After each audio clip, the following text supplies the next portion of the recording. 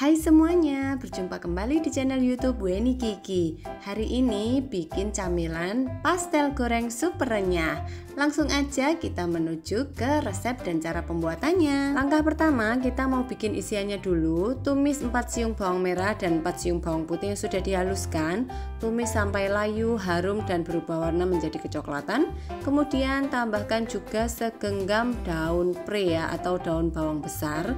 Kemudian tumis lagi sampai daun prenya ini layu dan harum. Kalau sudah, masukkan wortel yang sudah dipotong-potong dadu seperti ini, aduk rata. Lalu tambahkan juga kentang yang sudah dipotong dadu kecil-kecil seperti ini, aduk rata sampai semuanya menyatu. Kemudian tambahkan juga air secukupnya, tujuannya supaya nanti kentang dan wortelnya ini bisa cepat empuk ya. Tambahkan juga 1 sendok teh kaldu bubuk, 1 sendok teh gula pasir dan setengah sendok teh garam. Masak lagi sampai airnya ini menyusut dan juga wortel serta kentangnya sudah empuk.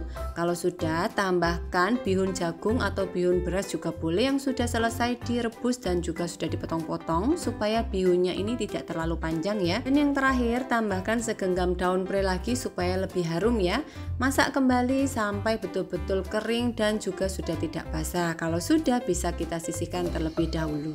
Selanjutnya kita mau bikin kulit pastelnya ya. Ini ada 500 gram tepung terigu serbaguna, 60 gram tepung beras, 60 gram tepung maizena, setengah sendok teh garam, dan 150 gram margarin yang sudah dicairkan. Kemudian tambahkan juga 60 ml minyak sayur ya.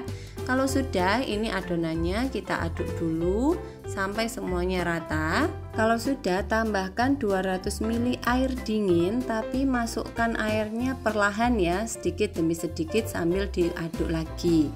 Nah, kalau semua airnya sudah masuk, sekarang kita mau uleni menggunakan tangan aja supaya lebih gampang. Dan ingat, tangannya harus dicuci bersih dulu atau bisa juga pakai sarung tangan ya. Uleni adonan sampai semuanya tercampur rata seperti ini dan sudah tidak lengket lagi di baskomnya ya.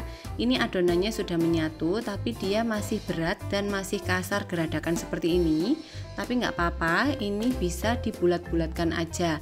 Nah, meskipun teksturnya dia masih geradakan dan masih keras seperti ini, biarkan aja, it's okay ya.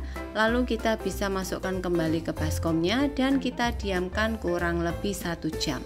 Kalau sudah 1 jam, dia akan mengembang sedikit dan teksturnya menjadi lebih ringan, minyaknya juga sudah keluar dan lebih elastis lagi ya. Jadi sudah tidak geradakan lagi, dia sudah lembut dan elastis. Sekarang waktunya kita mau mencetak kulitnya. Ambil sedikit adonan. Nah, ini bisa dilihat ya, tuh sudah elastis sekali. Jadi kita ambil sedikit adonan, kemudian kita bisa gilas menggunakan rolling pin, atau kalau tidak punya rolling pin bisa juga pakai botol atau pakai gelas juga bisa ya, disesuaikan aja apa yang dipunya di rumah.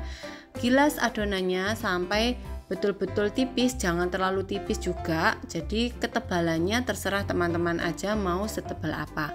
Kalau sudah, bisa dicetak. Ini saya cetak menggunakan mangkuk stainless. Untuk teman-teman sesuaikan juga adanya di rumah apa. Kalau ada tutup toples juga bisa lah ya, silahkan aja. Nah, kalau sudah, untuk satu adonannya ini bisa digilas lagi memanjang ya. Kalau sudah, bisa diambil dan siap untuk diberi isian ya. Kemudian ini letakkan di tangan, ambil 1-2 sendok makan isiannya. Nah, bisa ditaruh tengah, jangan terlalu penuh juga ya, takutnya nanti kan susah ditutup.